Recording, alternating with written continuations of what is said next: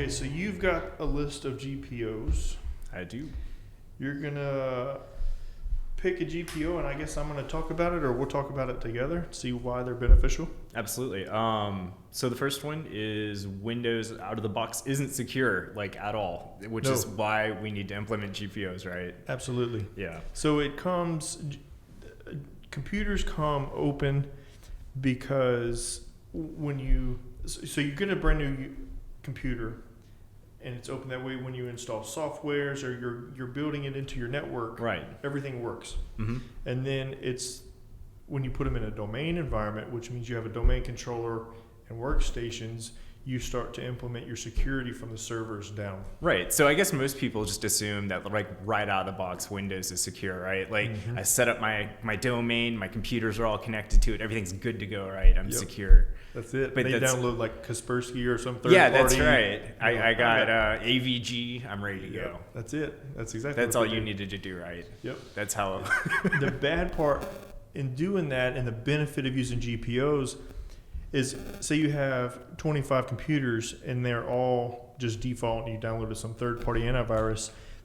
You don't have any uniformity to your network. Right. And that's where GPOs comes in. We can say, these GPOs are group policy objects, go toward these computers, and you start to standardize your network security, file shares, and the list just goes on and on. Right. And I've been explaining to customers as we're going through that it protects from infiltration and data breaches, especially when we keep files in a centralized location, right? Yep. With folder redirection. Absolutely. So you could start to build in things like user permissions on a group level, on a department level, and say I have access to the financial folders, but so-and-so doesn't, or whoever, John Doe doesn't. Right, so because not everyone needs access to everything. Yep, absolutely. And then you implement that security policy onto the network, so no matter where that Jane Doe goes, the folder's still not accessible. Right.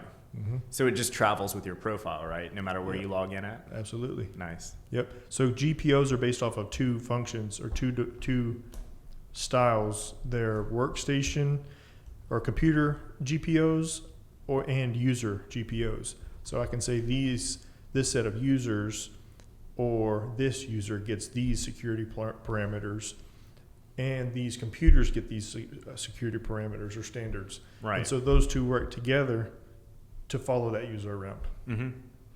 So a computer standard we would set would be like local admins, right, on a PC? Yep. You can set local admins, and the way we do it, we actually remove all the local admins that are computer specific, and we implement the domain admins. So now when that domain, or in our case, the IT department, walks around, we don't have to remember 25 different passwords or set one password for everybody.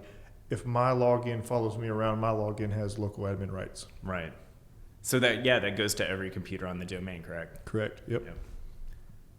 Okay, so I want to talk about the first GPO that apparently gave everyone a huge issue, and that was denying all the removable storage classes, which means your CDs and your USBs, which if you don't talk to the customer beforehand, apparently can cause issues. Yep. Nobody thinks they use USB drives or CDs until you take the right away. I mean, it's 2019. Who uses CDs? But apparently people do. They do. Tons of people do. Yeah, I didn't even think about it. Yep. The biggest vulnerability on a network is the people. Yeah. Not that that's a bad thing, but people are dynamic. We can do tons of different things, where computers are literally ones and zeros. And when you block thumb drives and things like that, that's one of the largest ways outside data can get onto that network. So if you can take that right away, you're just increasing that security. Because your computer at home can be infected and infect your USB drive, and you just bring it into work, and it could just be on there, and your antivirus at home might not pick it up, and you just stick it into your network, and then there you go, right? Yep. And that gets on your network, your main file shares, and you're just totally done. So for our group policy for that, do we have that for everyone, or can we make special groups to where some people can use USBs and CDs? Definitely. So you can create an OU structure. So if we use our office, for example, we can have company-wide rules, and then the financial department can get their own set of rules. The IT department gets their own set of rules. So we can get as granular as your company goes, and you design that structure onto your servers. Right. So our financial department, we don't want them to have access to their USB drives for financial data coming out or outside data coming in. So those are removed. But our IT department, we might use computer drivers, etc. Right. So we can use them. So you would have to log in as yourself as an IT person to have USB access. Correct. Nice. Mm-hmm. Can we restrict that even further? Like, could we say, like, you can't use CD drives, but you can use USB drives? I believe so. Oh, nice. Yeah. Yeah, because I know that was one of the questions that I got when Yeah. I was out in the field. And you can even take it a step further past removable media. So say you have your C drive, which is your local drive, you can even start to remove user access to that folder. Right. So say you don't want the users to go into their program files. Right. I don't want my users going into the system files and just touching them because they read an article on the internet that it speeds up their computer. Yep. Yeah. That's exactly right. You can't delete your home folder. You can't. You really shouldn't. You shouldn't touch Yep. any of this. So are they hidden from users or they just can't access them? They're hit. So there's two ways to implement that, and the way we do, if you double click on something you don't have access to it, you get a prompt. Right. This is locked out by your domain admin. I know when we first implemented it, they showed up to me and they said, "Hey, I'm getting this error box. What is this?" And I'm like, "Oh, it's because you can't use that anymore." And they're like, "Well, I used to go in here to get my files all the time. You shouldn't have done that." And it's not. Network security isn't to prevent someone from doing things. It's literally Right. just to secure your network. Yeah, it's not a punishment, which Correct. I think some people are viewing it as being punished, but you're not. It's just we're preventing things that may happen in the future. Like if a hacker gets into your network, these are the files that he's going to want to touch. Or, Yep, that's exactly what it is. It's just to secure your company data. Yeah, it's to secure you from yourself sometimes. In the medical world, I mean, imagine if a medical facility lost their EMR or EHR. Right. They have no record of any of their patients. Yeah, you can't. And what do you? Wow, I can't even imagine that situation. Hope you got a good backup. Yeah, exactly. In so many places, I know that's one of the things we implement is backup. But some places that we go into, I noticed they have like an old Seagate plugged in that may not have been working for a long time. And I guess you're holding out hope that's it's gonna work when it comes time. And the world, I mean, it goes back to the world of hard drives. It's not if it fails, it's when it fails. Yeah, it only has so much life in it. And then there's moving parts in there. If it gets jostled around or dropped or something, that goes out of done. Yeah. Over with. And then backups probably haven't been tested before on it, and you just don't know what you're gonna end up getting. So I forget the stats on that, but it's something crazy. Like 60 or 70% of backups being taken don't actually work in recovery. Yeah. Because they're never. I believe it because you're just like it's on this Seagate I have plugged in via USB. And people forget about it. They turn it on, forget about it. Yeah. And when do you think your last backup would be from? Like, it's just, I had an iPhone like one time and this is before I worked in IT. And I remember like the last backup I had was like from 2014. It was years like before. Yeah. And then you just don't think about backups and how important they are until it's time. Right. Yeah. Yep. And testing backups. Make sure they actually work. Yeah. Yeah. You caught an error on Tuesday 3 years ago. And now you don't have those files anymore. Yeah, especially if it was a system level backup, and now you can't start your server back up. No, but you could start over. Yeah, from the scratch. Absolutely terrifying. One that I hadn't really given a lot of thought to was the forced log off hours for employees, because I know offices work differently everywhere, but I hadn't considered that we may sit down with a client and just talk about what hours they do work. And maybe some people work later, and maybe there's like holidays where they still, work through and whatnot. Yeah, so it's, and it goes back to what we were just saying. It's not to keep people out; it's to keep the unknown people out. Yeah. So if your office is always closed from 8 p.m. to 6 p.m., 6 a.m., so 8 p.m. to 6 a.m., why not stop everybody's login from working? Yeah. It's not, because think about it. If somebody wants to get into your network, you think they're going to do it at during the office hours. Yeah, you think someone's because it's going to be so obvious. Because right now, like whenever I have to remote into someone's computer, they call other people over and they're like, look, he's moving the mouse. And I'm like, yeah. And can you imagine if you were a hacker during the day, people would notice their files missing and things like that quicker. You're right. Absolutely. And then if there's somebody tries to get into the network at 9:30 at night, and they because Susie left her password on a sticky note on our keyboard. He goes to try it, and it's like, no, you don't have access to this network. I do not like seeing those sticky notes. No, people actually put them on there. Like, man, you should not do this. You can get a lot of backdoor access with just a sticky note. Yep. Yeah. And then that goes, even these compound on each other. We were talking about file security. So Susie, they didn't implement, and Susie's a fake name, by the way. It's not a real name. But they didn't implement folder security, so you just start scanning open server shares. Yeah. And they're and not seeing protected. what she has right? access yeah, to, so right? Now I'm a hacker at 11:30 at night, and their financial data. Yeah, I've just copied it all over, or I've ransomwared it, and you're going to pay me in Bitcoin because your backups are terrible. Yep. Yeah. That's it. It is. It's a much bigger thing than I originally gave it credit for. Like, because I just, like, why would you ever force log off hours? But now, why, unless your business is 24 hours, there's no reason not to. Yep. But even if it's a 24-hour business, not every computer is used every 24 hours. Oh, really? So So you could say- actually set a policy for, like, individual computers? Yeah. Oh, nice. So say you got Department A and they work, I don't know, night shift. Okay, so these computers are logged off from this 12-hour period or however it is. Yeah, I hadn't even considered that. Yep. The other benefit of forced log off is if you ever go to restart your computer and it comes up with that little thing, it says, these computer programs are still running. Are you sure? And you say force. Yeah. Well, the network needs to be able to reboot computers to do installs of updates and things like that from the server side. And if it can't log that user off, well, that computer's not going to get updated. Oh, that's true. It'll just stay at that screen, huh? So you'll have computers that run months and months and months and months and never get any patches. That's right. So when you implement force log off, we put a prompt on it, and hey, in 15 minutes, this computer is going to be automatically logged off. Yeah. Okay. I didn't realize it's actually a really great way of, like, implementing patches. It makes sure, computers have downtime. Yep.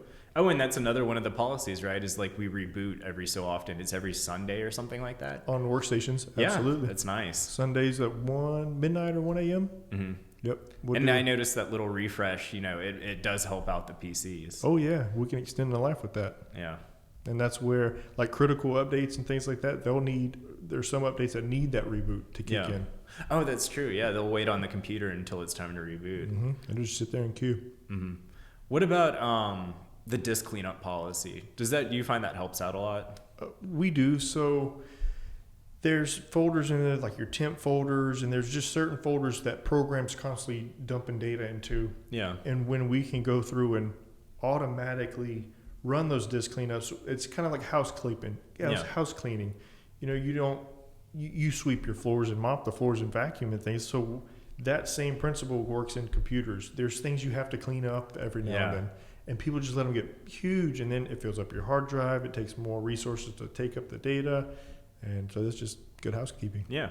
It's pretty meticulous too, because I haven't noticed like a single computer that's been like laggy. Like you don't hear any like complaints of my computer's too slow, and then it's like, have you rebooted? And they're like, yeah. And then you check their system uptime and they haven't. No. It just keeps everyone honest. Yep, it does. A good housekeeping on a network, because the network has 4 million moving parts all day, every day. Yeah. And it's good just to clean that out and refresh everything. Yeah. Because you will notice the improvement in speed and definitely hard drive space. Yeah, absolutely. Let's see. Creating an OU structure to keep things organized within, our organization. Mm-hmm. I guess a lot of people don't realize this since they don't have access to their AD, but their AD is kind of a mess. Yep, it is. You build AD to mirror the structure of your company. Yeah. So to begin with, you have a default users group and a default computers group. That's just where everything new goes. And then you should take that data, and I'm going to go back to Jane Doe.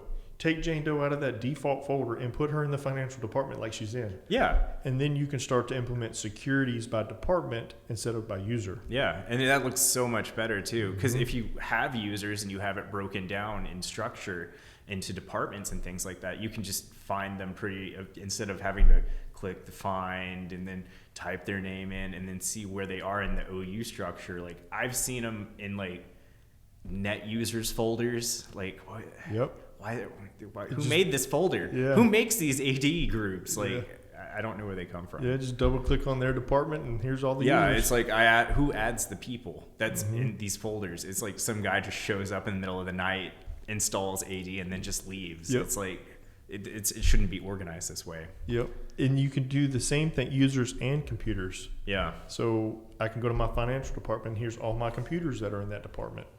I think working in IT, it's a good field to have an eye for detail, you know, Yeah, because you want your folders to look a certain way, and it's a real sense of accomplishment when the right person is in the right group under the right subfolder, you know. Definitely is. Yeah. So I got approached a couple of times about this one, and it's the removal of the recycle bin. Absolutely. They're like, "Where's my recycle bin?" I'm like, how often do you need it? Yeah. You shouldn't be using it to store files anyway. So that started, I don't know, 5, 6, 7 years ago. And we had this one customer, and they had their hard drives constantly filled up. And Yeah. it was part of this company's mentality just to delete it, and I'll get it when I need it. And they were using that like a My Documents folder. And then we kept like, what is filling up your hard drive? And then finally, we just double click on their recycle bin, like 70 or 80 gigs of data is in this thing. Like, well, we found it. Is there really no limit on your recycle bin? Your hard drive. It's just the entirety of your hard drive. So people click delete and it never goes anywhere. It's just moved to folder. Yeah. And they're like, oh, I'll get it tomorrow. And so that's where we started. Like, okay, if you delete something, you delete it. Yeah. So we removed the cycle bin. I bet those are the same people complaining their computer's slow. Yep. Yeah. I think that's why, even though you remove the cycle bin, you still have that disk cleanup, which would remove the recycle bin materials anyway. So there's really no benefit in it anymore. Nope. And that's what I tried to explain. Is like, you don't really need it. If you think you're going to need a file, as cheap as data is today, Yeah. put it on a shared drive on the server. Yeah. This is Jane Doe's archive folder. There you go. Yeah. And keep all you want. It's So always good. going to that, users are allowed to create like on the shared folders and whatnot that we'll create. Per network, we can make it that way. Yeah. So you can create your own little folder inside. Yeah, and everyone will have a home drive too, right? Can't. That's exactly Yeah, right. that's It's an true. Active Directory setting. So when I log in, I have it's H drive. Or Yeah. Is it whatever part is. of your folder redirection? Is where your home drive lives? Nice. Yep. And it shows up as a mounted drive in your file explorer. Yep. That's pretty cool. Mm-hmm. Yeah, and another one that I think people notice when you remove something, even though if they haven't used it in a long time, like control panel. is Oh, missing. absolutely. It's like, I can't get to control panel. Yep. Or my printers. Where's my printers? Yep. It's all right because we mapped the printer already. You don't need to really get to anything. Those come back. So control panel, you have a lot of core capabilities. Right. And there's explorer.exe is one of them. And they're trying to speed up their computer. They got too much stuff running. So they right click on explorer.exe and say in task. It's taking up so much resources though. You see it's in the red and you just want to end it. Yep. So they in task and their computer shuts down. And they had 4 Word documents and 3 spreadsheets open and they just lost all that data. It's just like, we need to remove that access. Yes. Yeah. And then they'll blame the computer Yep. because the computer's going bad. And I think it's breaking those bad habits and teaching best practices. So Right. Task Manager is meant for IT people. That's, core services and things that there's features in there. We want to know CPU resource, things like that. Right. As an everyday user, you don't really need to see that. No, the equivalent for the users is Resource Monitor. Shows it shows everything, but you're not going to ruin your computer by using it. Yeah. Yeah, and the printers, you said that one. And that goes back to implementing standards on your network. So when I move around this network here, there's 2 or 3 printers that follow my profile. Right. So, and that's what computers, and everybody buys these servers and they use them as file shares. Well, there's 98% of capabilities left on this thing. And being a print server is one of them. So install all your printers on here, local or not. Yeah.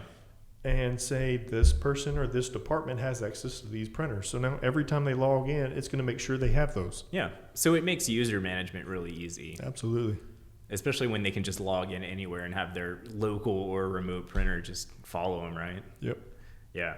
And that's what they were scared about, is that they wouldn't be able to access their printers. And I'm like, no, just go to print something and look, there it is. It shows up right there. You don't ever have to worry about it again. We'll take care of it. Yep. And I think a lot of it's training them, they just haven't seen this before. Because not everyone works in a modern workplace, I guess. Yep. And then a lot of networks are built like the Wild Wild West. Right. Everything just go to town. It is kind of like the Wild Wild West because the OU structure is just a mess. Yeah, just go to Task Manager and then. Users can do whatever they want. They can restart services. They can kill things if they want. And the last one is password enforcement policy, which I think scares people more than it should. Yeah. Especially when you have to have an uppercase, some lowercase, a number, and maybe a symbol. Oh God, the symbol. Yeah. That's just good security practice. It is. You know, people don't put 1, 2, 3, 4 on their iPhone. So No. why are you going to put password 1 on your computer? Brandon, you say that, but you don't know how many people I've run into, and it's just 0, 0, 0, 0. Like sometimes I'll just guess that, and it's like, wow, that was it. Then they're shocked when they get hacked and all their Facebook data's Yeah, out. all my Facebook data's gone. Yeah. Yeah, that was hard to guess. But it is, and it's what I've found helpful is if you teach people to use phrases. Yeah. Don't try and do a word. Right. But do 2 or 3 words together. Something that you can memorize fairly snow easily. cone Sundays. Yeah. Oh, okay, that's extremely hard. Yeah. You know, nobody's going to get it. Instead of the O, make it a 0. Okay, now I got the numbers done.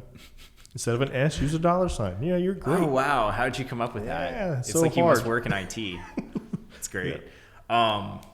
One of the things I have to do though is I do go around and slap hands because they're sticky notes, or you'll like look under a keyboard and you know there it is. Password. I take them. Oh, you take Wad them up, throw them away. I say something about it and I'm like, I do take it. But Yep. come on. Yeah, don't put it. Don't. I'll let you write it down before I take it. And shared passwords. That's the worst thing. I don't like running into someone who has everyone's passwords. Yeah. Like, oh, I know that password. Oh, I know that password. I'm like, No, you you should shouldn't. not do that. I'm your IT guy and I don't want to know it. I feel like, yeah, exactly. I feel uncomfortable when someone's trying to give me their password. I'm like, no. If I really want it, I'm just going to change it on the server. Yeah. It's okay. Yep. I need to log into my account. And that goes back to auditing and things. Part of these security and implementations that we put on literally keeps you compliant with the law. Right. So if you use, and exam rooms are the worst, they'll put exam, and that's the password for 14 computers. Yeah. Well, you have to be able to pull user level audit logs. So I have to know who logged into what computer. Mm-hmm. Well, when you pull your audit log, it says, oh, exam logged in. Everybody in the office has that password. So, no, you failed. Yeah. And, you know, the more I think about it, their passwords probably didn't expire before, and previous employees probably know the passwords and things like that. Yep. So you can just have anyone pretty much come in and log into a PC. Mm-hmm. And I've seen people keep the same password for years and years and years. Like you said, ex-employees know this stuff. Yeah. But when that employee left, you took their key to the building, you took their alarm code away, but no one thought about the network passwords. Yeah, no one ever thought to change that at all. Yep. And since, you know, no one was previously in control of the domain, they never had an expiration policy, which I feel like everyone should have. Yep. And that's when people look for IT people, there's a difference in our worlds. And I think that goes back to like break, fix, and managed IT people. Right.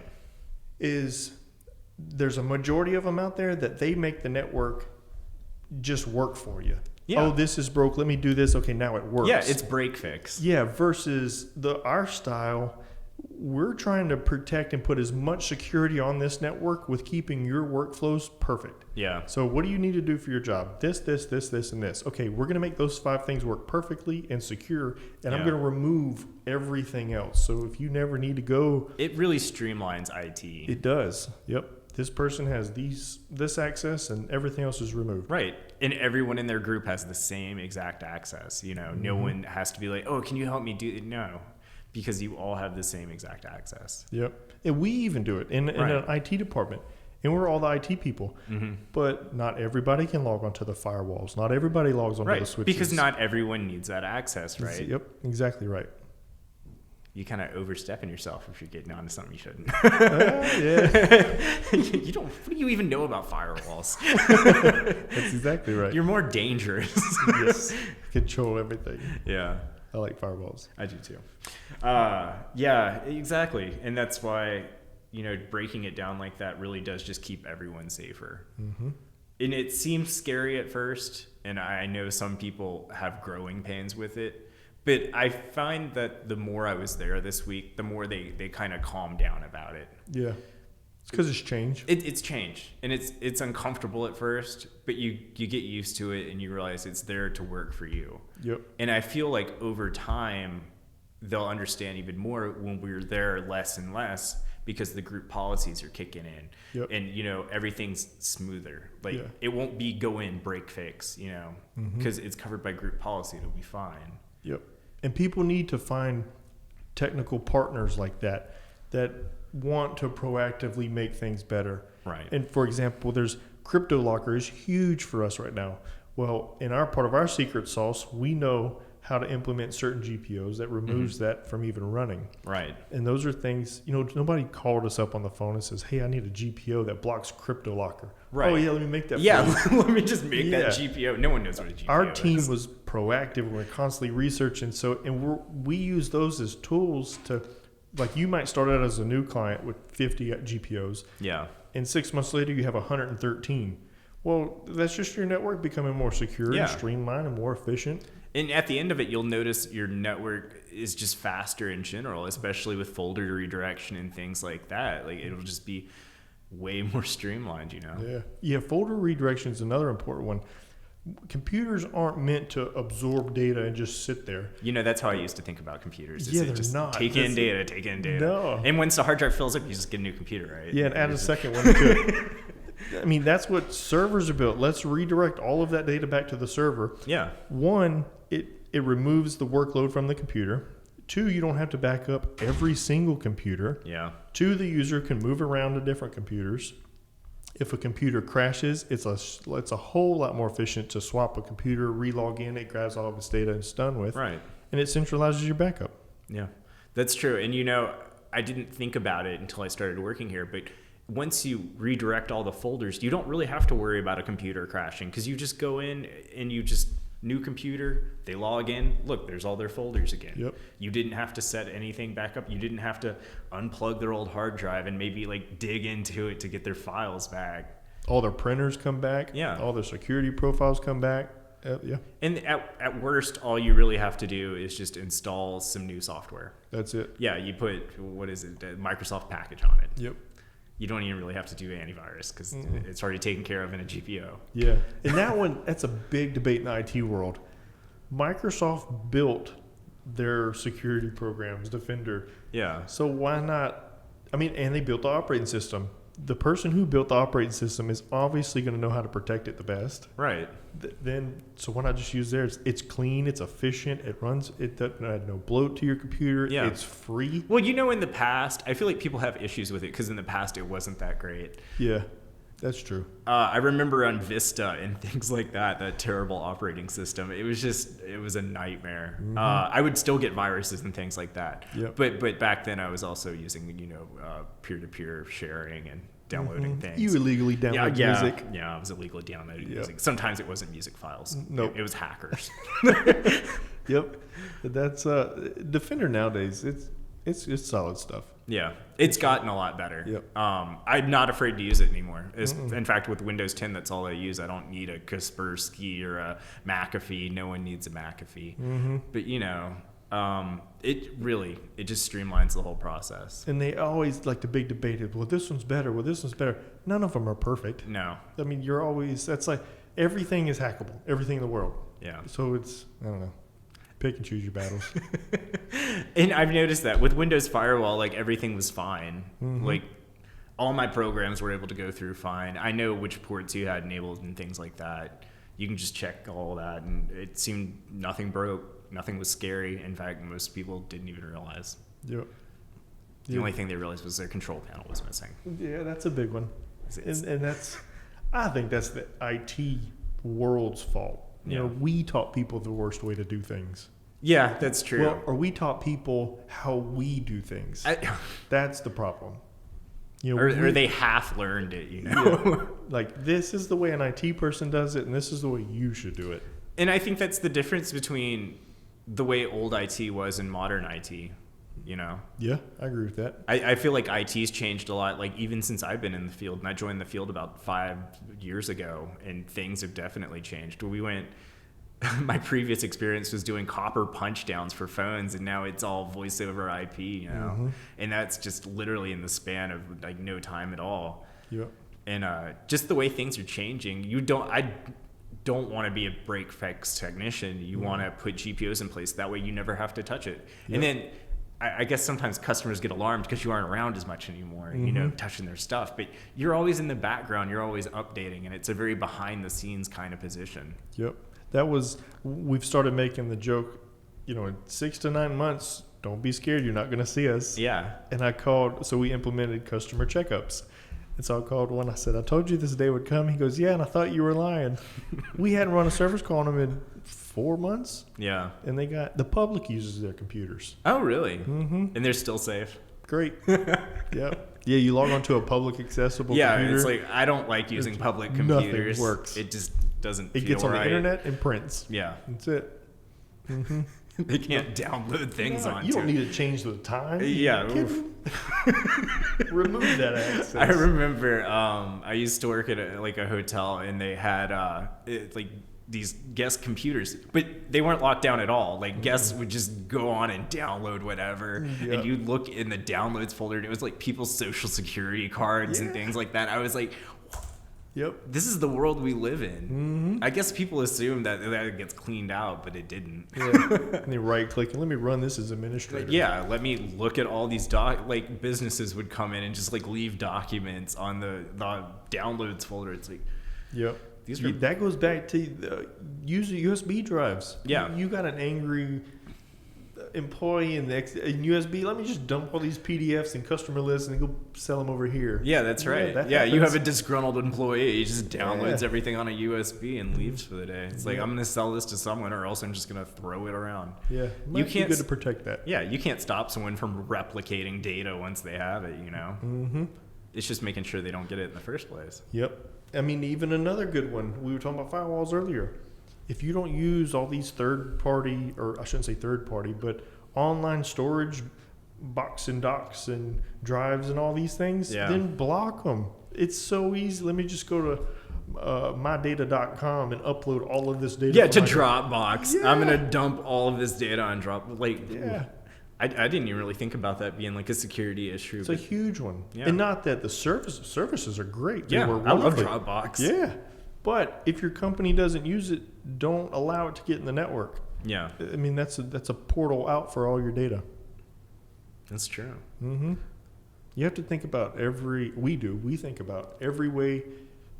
For example, when we designed our standards book, right, we sat down for hours and hours and hours, and we thought about, we need to secure this needs to be safe, this needs to be standard, whatever. Yeah. And then we would give each other a password to a computer that they set up with all of our standards and said, now try to break it. Yeah. And so for the next 2-3 weeks, I'm just trying to break things. I know once we implemented GPOs, and I was trying to do things under their login that I couldn't normally do. So I was like, let me just pull up command prompt. Oh, okay, I can't do that. Yep. Let me pull up task manager. Yep. Oh, I can't do that either. And it's just like, there's no way you can mess up your computer if you can't get into anything. Yep. And if you find something crazy that you can get into and it breaks the user's computer, just tell them, log off, log back on. And all your policies go right back to normal. And one of the things, it was like, let me see if I can use UNC paths. No, you can't use UNC paths. No, because that's the number one. Somebody gets into the network at 9:30 at night. Let me just scan the shared drive. Yeah, exactly. No, we don't let that happen. Yeah. Saving the network passwords. You go to shared drive whatever to get all your stuff, and then click to remember that password. Yeah, no. Click to remember. Yep. And so auto log off is similar to another one.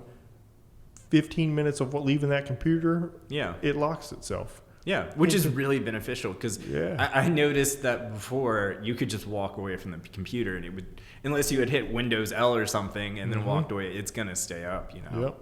And that most server rooms that people have are just closets that anyone can walk into. It's actually probably in someone's office. Yeah. You know. So you leave that screen open, you don't know who just got on that thing. Yeah. And even if they aren't trying to be malicious, maybe they just think it's a computer and they just go to shut it down, right? Yeah. Because Windows Server looks really like Windows 10. Yep. And you joke, I've seen that. people get up from their desk, go to the server to get on their QuickBooks. Yeah. Like, Because come it's on. like a regular computer. It's Yeah. just a computer. Like, you're not meant to work daily tasks on a server. That's actually kind of scary that Yep. you do that. But it worked. It happened. We do. And I think that was pretty much all I had. Honestly, it was just all about configuring, locking down, and securing their Windows sites. Excellent. Yep. Implement GPOs on your network. If you want to learn more, just give us a call. Our team will be glad to help. Absolutely. AOPinc.com, right? Yep, AOP Inc. Good chatting. Have fun, everybody. Have a good weekend.